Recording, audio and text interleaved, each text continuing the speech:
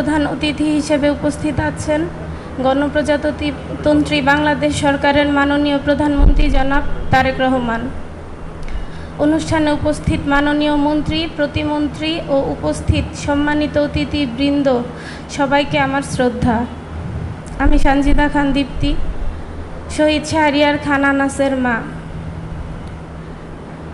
আমার ছেলে শাহরিয়ার খান আনাস আদর্শ একাডেমি গ্যান্ডারিয়া স্কুলের বিজ্ঞান বিভাগের 10ম শ্রেণীর একজন ছাত্র ছিলেন। মৃত্যুকালে তার বয়স ছিল 16 বছর 9 মাস। সে ভবিষ্যতে ইঞ্জিনিয়ার হতে চেয়েছিল। 2024 সালের 5 আগস্ট লং মার্চ টু ঢাকা কর্মসূচিতে যোগ দিতে সেদিন সকালে কাউকে কিছু না বলে গ্যান্ডারিয়ার বাসা থেকে বের হয়েছিল আনাস। বের হওয়ার আগে সে একটি চিঠি লিখে গিয়েছিল। আনাস তার চিঠিতে লিখেছিল, মা, আমি মিছিলে যাচ্ছি। আমি নিজেকে আর আটকে রাখতে পারলাম না। সরি আব্বুজান, তোমার কথা অমান্য করে বের হলাম। স্বার্থপরের মতো ঘরে বসে থাকতে পারলাম না। আমাদের ভাইরা আমাদের ভবিষ্যৎ প্রজন্মের জন্য কাফনের কাপড় মাথায় বেঁধে রাজপথে নেমে সংগ্রাম করে যাচ্ছে। জেডআই ওয়াটার ট্যাঙ্ক দিচ্ছে আজীবন ওয়ারেন্টি। জেডআই ওয়াটার ট্যাঙ্ক, পানির সুরক্ষায় টেকসই সমাধান। অকাতরে নিজেদের জীবন বিসর্জন দিচ্ছে।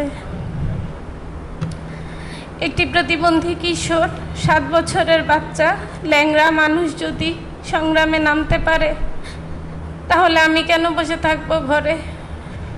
একদিন তো মরতে হবেই।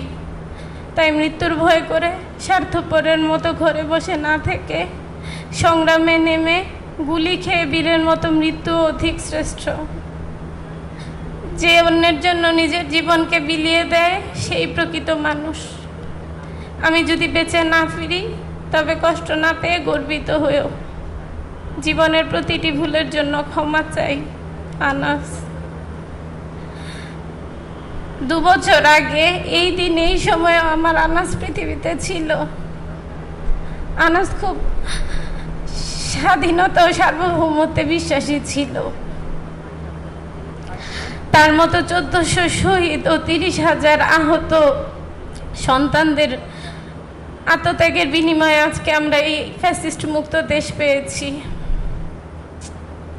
আমারও আমার পরিবারের মাননীয় প্রধানমন্ত্রীর কাছে বিনীত অনুরোধ যে আমরা যেন এই গণহত্যার ন্যায় বিচারটা পাই। আমাদের এই ভিকটিম পরিবারগুলোর জন্য যেন ন্যায় বিচার নিশ্চিত করা হয়। জুলাই যোদ্ধাদের যেন যথাযথ রক্তের মূল্যায়ন করা হয়।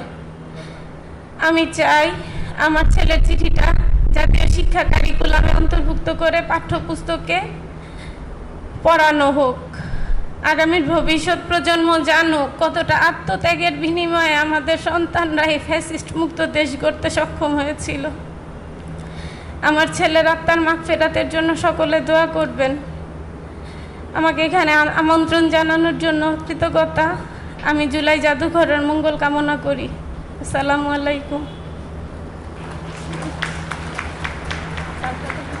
এবারে বক্তব্য রাখবেন শহীদ আব্দুল্লাহ বিন জাহিদের মা Fatematuz Zohra. I respectfully invite a member of the family of the July martyr Fatimatu Zohra, mother of July martyr Abdullah bin Jahid, to address the gathering.